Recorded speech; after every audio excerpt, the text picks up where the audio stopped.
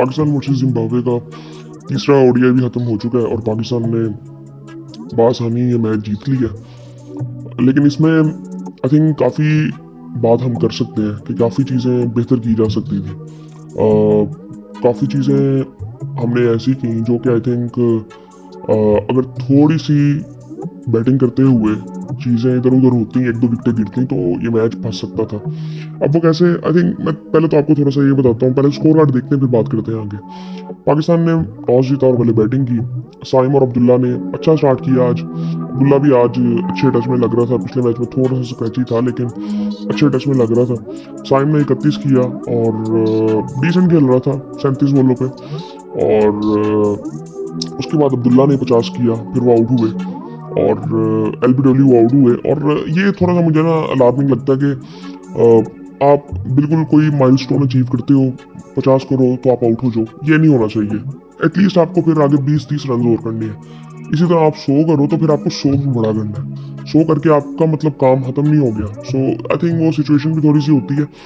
So I think ये चीज़ें होनी नहीं चाहिए। ये आजकल की क्रिकेट में ये चीज़ें बिल्कुल भी नहीं होनी चाहिए। कामरान ने 100 किया और अच्छे स्ट्राइक रेट से किया। 99 बॉलों पे उन्होंने 103 किया, 10 चौके 4 छक्के लगाए। अच्छे स्ट्राइक रेट से लेके चलते हैं। मुझे इनकी अच्छी बात ये लगती है कि मैंने इनकी जो वनडे इनिंग्स अभी तक देखी हैं, ये अच्छे रन रेट से सब कुछ लेके चलते हैं। मतलब रन रेट ज़्यादा बोले खेल नहीं लेते कि जिससे सामने वाले पे प्रेशर आए।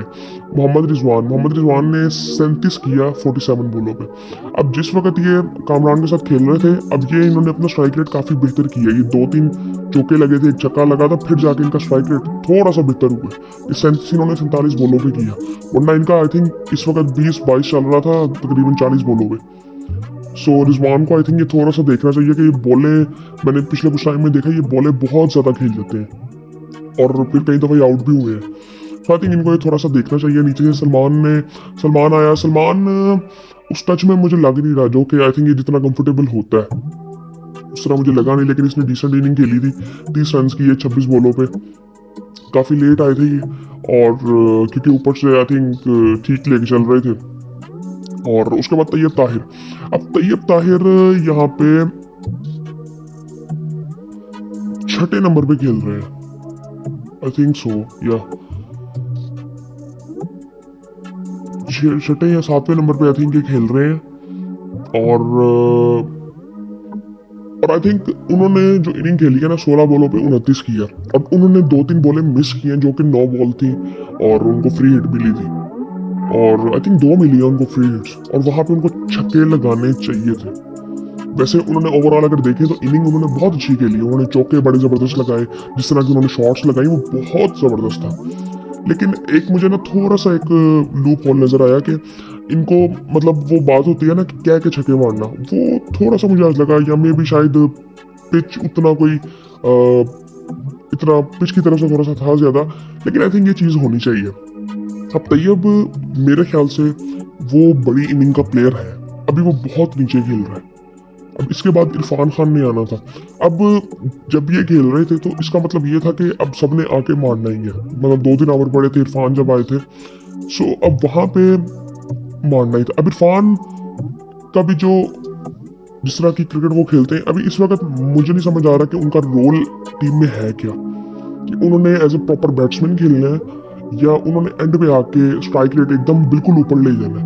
क्योंकि उनकी कोई ऐसी हिट से अभी कुछ लगा नहीं ऐसा कि वो मैच बिल्कुल ही 2-3 ओवरों में साइड पे कर देंगे। अभी हमने 303 किया। जिस रन रेट से हम खेल रहे थे ना, हमने मैक्सिमम खींच के जाना था 260-70 तक, जिस तरह हम खेल रहे थे। मतलब हमारा 150 था तकरीबन 35 ओवरों में, 200 बॉलों में हमने 150 किया हुआ था। और उस वक्त कोई ऐसा चांस नहीं लग रहा था। हमने तकरीबन आखिरी 10 ओवरों में 80-90 आई थिंक 90-95 स्कोर किया हमने, जो कि आई थिंक थोड़ा सा देखने वाला है। और यहाँ पे हमें एटलीस्ट 350 के पास जाना चाहिए था आज हमारी सोच ये होनी चाहिए थी। शुरू में हमने अपना रन रेट बहुत स्लो रखा। इवन मैं क्या कहते हैं जिम्बाब्वे को देख रहा हूँ, आप उनको अगर देखें ना, उनकी विकेटें भी गिरती है ना, उनका रन रेट नीचे नहीं आ रहा। आज भी उन्होंने आई थिंक 40 ओवरों में 200 किया, उन्होंने तकरीबन 5 का रन रेट उन्होंने भी मेंटेन किया। सो उनकी तरफ से एक अच्छी चीज ये आती है कि वो रन रेट नीचे नहीं गिरने देते, वो इंटेंट उनमें अभी से नजर आ रहा है और अभी वो अच्छी टीम बन रही है। सो इसी तरह पाकिस्तान को भी देखना है कि जिस वक्त कामरान और अब्दुल्ला खेल रहे थे, अब्दुल्ला ने बहुत ज्यादा बॉलें कंज्यूम कर ली थी। फिर जब वो मोहम्मद रिजवान है, उन्होंने भी फिर ऐसे ही किया, उन्होंने बहुत ज्यादा बॉलें कंज्यूम कर ली। आपको डॉट बॉल्स नहीं खेलनी, असल बात ये होनी चाहिए। अब मैं आपको नजर आए थोड़ा सा ये चीज देखें, यहाँ पे साइम ओपन कर रहा है, अब्दुल्ला आ रहा है उसके साथ, अब्दुल्ला, कामरान, मोहम्मद रिजवान, सलमान। आप इन 4 बैट्समैनों को देखें, ये सेम तरह के बैट्समैन है कि ये एकदम गेम को बिल्कुल छक्के चौके मार के बिल्कुल साइड पे नहीं कर सकते। अब इनका ये है कि इनको एटलीस्ट डॉट बॉल्स नहीं खेलनी चाहिए, इन्होंने डॉट बॉल्स बहुत ज्यादा खेली है। सो आई थिंक ये थोड़ा सा देखना चाहिए। इवन T20 में भी इस तरह से था कि हमने 3 एंकर्स खिला दिए और फिर हमसे 120 करना मुश्किल हुआ था। सो आई थिंक ये थोड़ी सी चीजें देखने वाली है कि हम यहाँ पे बैटिंग में थोड़ा सा बेहतर कर सकते थे। ऐसी टीमों के खिलाफ एटलीस्ट हमें ना एक इनिंग में मैच को बिल्कुल साइड पे कर देना चाहिए। फिर जब पाकिस्तान बॉलिंग के लिए आया, उससे पहले अगर देखें तो सिकंदर रजा ने 2 आउट किए, नगारवा ने 2 आउट किए और ब्लेसिंग मजरा बानी ने 1 आउट किया, फराज अकरम ने 1 आउट किया।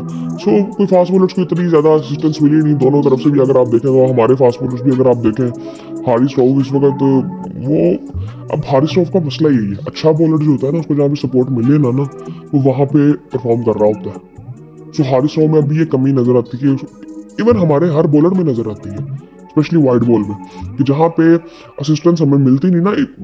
वाइड बॉल में नहीं, रेड बॉल में भी यही हाल था हमारा, हम तो आउट नहीं कर पा रहे थे पिछले कुछ सालों में। सो जहाँ पे हमें असिस्टेंस पिच की तरफ से नहीं मिलती, हम वहाँ पे अच्छी बॉलिंग नहीं कर रहे।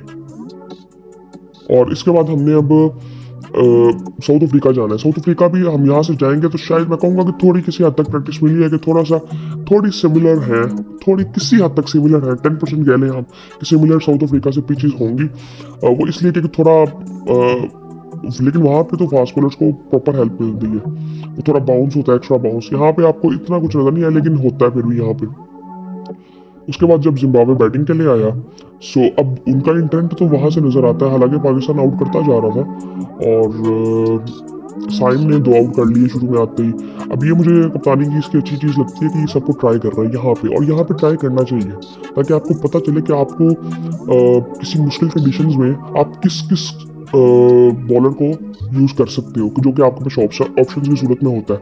अब जिस तरह साइम ने अच्छी बॉलिंग की, साइम ने 2 आउट किए, साइम ने तकरीबन आई थिंक 4 ओवर साइम ने किए, सलमान ने 7 ओवर किए, अबरार ने 9 ओवर किए, हारिस रऊफ ने तकरीबन 8वां ओवर अभी शुरू किया था, 5 ओवर किया, आमिर ने, फैसल अकरम ने 6 ओवर किए, आज फैसल ने थोड़ा ज़्यादा आई थिंक रन दे दिए, कामरान ने 2 ओवर किए। सो इसी तरह हम ये ट्राई कर रहे हैं ना, तो ये करने चाहिए थे ट्राई। अब अबरार काफ़ी अर्से से बाहर बैठा हुआ था वाइड बॉल में। टेस्ट में अगर उसकी कोई परफॉर्मेंस देखते हैं तो हमें एक परफॉर्मेंस उसकी याद आती है कि 11 आउट किए थे उसने इंग्लैंड के खिलाफ एक मैच में। सो उस परफॉर्मेंस में वो खेल रहे हैं। मैं अभी भी समझता हूँ कि वो टेस्ट में कोई इतना इफेक्टिव लॉन्ग टर्म में हो नहीं सकता, उसको वाइड बॉल पे फोकस करना चाहिए और वाइड बॉल उसको अच्छी खेलनी चाहिए। टेस्ट के लिए उसका स्किल लेवल अभी मेरे ख्याल से उस तरह का नहीं है, क्योंकि वो मिस्ट्री बॉलर अगर कहते हैं ना तो टेस्ट में बैट्समैन के पास बहुत टाइम होता है। सो वो मोस्टली आपको जिस तरह के बॉलर अब हमने इस्तेमाल किए थे कि proper conventional but good bowlers जिनके पास वैरायटीज बहुत ज़्यादा हों, जिस तरह हमने साजिद को देखा था और नुमान को देखा था। सो आई थिंक वो उनके मुकाबले में आई थिंक अभी अबरार को यहाँ भी खेलना चाहिए और यहाँ पे अपॉर्चुनिटीज उसको मिलेंगी भी अब, वरना ये काफ़ी देर से वाइड बॉल में भी वाइड बेंच में बैठा हुआ था, जो कि आई थिंक मिलना चाहिए था पहले चांस। सो खैर उसके अलावा आई थिंक ओवरऑल अगर देखें परफॉर्मेंस तो पाकिस्तान की डिसेंट थी, लेकिन आई थिंक उसमें थोड़ा सा हमें देखना चाहिए कि हम यहाँ पे जीते हैं, लेकिन हमें बहुत अच्छी तरीके से जीतना चाहिए था। अभी भी मार्जिन तो बहुत बड़ा है, लेकिन हमें एक इनिंग में ना मैच साइड पे कर देना चाहिए, वरना एक टाइम पे हम सोच सकते थे कि एक बंदा भी उधर से शो करता तो वो मैच दूसरी तरफ जा सकता था। सो आई थिंक ये चीज़ें देखनी चाहिए थोड़ी सी। ये हमारे पास चांसेस है यहाँ पे। इवन मैं समझता हूँ कि ये जो हम बेंच स्ट्रेंथ ट्राई कर रहे हैं ना, इससे हमें ये भी पता चलेगा कि यार हमारी असल में ना हम लोग समझ ये रहे थे, जनरली जो क्रिकेट को चला रहे थे वो समझ ये रहे थे कि वो जो बाहर बैठे हैं ना उनमें और इनमें ना बहुत ज़्यादा फर्क है। अब फॉर एग्जाम्पल 2-3 टीमें बनी है ना, स्किल लेवल में इतना कोई ज्यादा फर्क नहीं होता, मेच्योरिटी में फर्क होता है, ग्रूमिंग में फर्क होता है, फिटनेस में फर्क होता है। स्किल लेवल अगर आप बात करते हैं तो हमारा जो मेन टीम थी उसका भी कोई इतना हाई नहीं था, स्पेशली बॉलिंग में अगर आप बात करें। ये मुझे बात करते हुए बड़ा अजीब लग रहा है कि मैं बॉलिंग की बात कर रहा हूँ और स्किल लेवल की बात कर रहा हूँ कि पाकिस्तान का उस लेवल का नहीं है इस वक्त। शाहीन को देखें, पेस उसकी लो है, इवन हारिस की पेस भी लो है। हारिस ने मुझे नहीं लगता कि 150 का बॉल किया है पिछले कुछ टाइम में। नसीम का पेस देखो, वो 135 पे 5 बॉलें करेगा तो एक बॉल वो 140 पे डालेगा। शाहीन 122-25 से स्टार्ट करेगा तो वो चलता चलता तीसरे ओवर में जाके 140 के करीब करीब पहुंचेगा। 140 नहीं वो करता, वो 137 138 करता है। और 137 138 मीर हमजा और खुरम शहजाद भी कर रहे होते हैं कि जब वो 1-2 ओवर कर लें तो 135 38 में वो भी आ रहे होते हैं। सो ये हमें मसला पड़ा है। शाहीन जिस वक्त आया था वो इफेक्टिव इस वजह से था कि एक तो उसके पास स्विंग बड़ा था और वो 145 में वो यॉर्कर कर रहा था, इसीलिए वो उतना इफेक्टिव था। आज वो 145 133 से 132 बनी हुई है और वो स्विंग उस तरह का आपको मिल ही नहीं रहा। सो इसीलिए वो उतना इफेक्टिव रहा नहीं है और इस चीज को वो एक्सेप्ट भी नहीं कर रहा। उसने इस चीज को अभी तक एक्सेप्ट नहीं किया कि मेरी पेस कम हुई है और ये सारी चीजें एक्सेप्ट नहीं की गई। सो नसीम का भी सेम यही है। आई थिंक उनको अपने ऊपर बहुत काम करने की ज़रूरत है कि बहुत एक अच्छे बॉलर को उनके साथ काम करने की ज़रूरत है, जो कि आई थिंक इस पूरे पीरियड से गुजरा हो जहाँ पे उसने हर चीज़ देखी हो कि फिटनेस किस तरह की चाहिए, पेस क्यों कम हुई है, क्या करना है, ये सारा कुछ। सो आई थिंक बहुत इस पर काम करने की ज़रूरत है इनको। और मे भी आप, मुझे लगता है कि आप रेस्ट दे सकते हो इनको साउथ अफ्रीका सीरीज़ में भी। मैं उसकी बात कर रहा हूँ, शाहीन की वन बात कर रहा हूँ। नसीम को आप खिलाओ, नसीम अभी बहुत यंग है, आई थिंक उसको आप खिला सकते हैं, लेकिन शाहीन को आई थिंक उसको रेस्ट की जरूरत अभी भी है। अभी ये रेस्ट ये कोई इतना ज्यादा नहीं है, ये हर एक दिन छोड़ के एक दिन मैच हो रहा है। सो अभी ये रेस्ट इतना ज्यादा नहीं है, उसको रेस्ट की जरूरत है, उसको अपने ऊपर काम करने की जरूरत है एट अ क्लब लेवल, बहुत नीचे बेस पे जाके वो अपने ऊपर काम करे कि मेरे साथ मसला क्या है। बल्कि उसके साथ अकेडमी के कुछ स्पेशलिस्ट लोगों को काम करना चाहिए। इवन हारिस के साथ, हारिस की कोई मुझे इम्प्रूवमेंट उसकी कोई ऐसी नजर नहीं है कि जो कि पहले उसके पास नहीं था, अब सिर्फ एक पेस उसकी कम हुई है। नसीम का भी सेम ऐसी है, लेकिन नसीम को आई थिंक खेलना चाहिए और उसको साथ साथ अपनी फिटनेस पे काम करना चाहिए। और आई थिंक अगर हो सकता है तो हम नसीम को, अगर हमारे पास ऑप्शंस हैं फास्ट बॉलर्स के, इवन मेरे ख्याल से आकिफ आपको नजर आएगा साउथ अफ्रीका में। सो अगर हो सकता है तो फिर आप उसको भी बिठा सकते हो। अगर उसको रेस्ट दिया जा सकता है तो आप दे दो, कोई मसला नहीं है। इवन बाबर की अगर बात करें, बाबर को आई थिंक वाइड बॉल में मुझे लगता है कि उसको रेड बॉल में भी रेस्ट लेना चाहिए, मैं ये समझता हूँ। मे बी आप वाइड बॉल में भी दे सकते हो, क्योंकि वो एक टाइम पूरा एक निकल जाए ना एक साथ ही। मतलब ये नहीं कि एक सीरीज, अब एक ये सीरीज बड़ी छोटी सी थी, हालांकि 3 ओडीआई और 3 T20 है, लेकिन जल्दी जल्दी हो रही है ये। मतलब 6 मैचेस है तो ये तकरीबन 12-15 दिन में सीरीज खत्म हो जाएगी। सो आई थिंक ये थोड़ी सी चीजें देखने वाली है। लेकिन बाबर आई थिंक उसका उस तरह से नहीं है कि वो फॉर्म में नहीं है या इस तरह कुछ नहीं है, उसका टच थोड़ा सा नजर नहीं आता टेस्ट में। सो वो आई थिंक वो थोड़ा सा बेहतर किया जा सकता है, लेकिन आई थिंक वो कुछ लोग कहते हैं खेल खेल के आता है, कुछ लोग कहते हैं रेस्ट से, लेकिन मुझे लगता है उसको रेस्ट की ज़रूरत है। उसको भी बेस लेवल पे थोड़ा सा काम करने की ज़रूरत है कि मेरी गेम असल में है क्या। वो जब आपका टच वो बैट उस तरह से बॉल को करता है ना, सो वो चीज़ वापस आ जाती है। इवन वनडे में तो उसने बड़ी इनिंग्स खेल दी है, T20 में भी मैं समझता हूँ कि वो इस वक्त हमारा बेहतरीन बैट्समैन है, हम उसको समझते हैं वो, लेकिन वो अकेला ही होना चाहिए। फिर अगर रिजवान है तो फिर उसको साथ वो अकेला ही है, फिर सलमान नागा की जगह किसी सूरत नहीं बन सकती वहाँ पे। सो ये काफ़ी ऐसी चीज़ें देखने वाली हैं और हमें अभी बहुत बेहतर करनी है अपनी क्रिकेट को, जल्दी से करना है, क्योंकि चैंपियंस ट्रॉफी आने वाली है। और मुझे लगता है कि हमारी जो पिचेस है, हम सबको पता है कि वहाँ पे 350 तो भाई चेजेबल भी हो सकता है। सो 300-350 वाली पिचेस ही होंगी। सो हमें आई थिंक हमारी बॉलिंग को इतनी मुझे भी अभी तक तो स्ट्रॉन्ग नज़र नहीं आ रही। बाकी आई थिंक आगे देखते हैं कि क्या सूरत हाल होती है।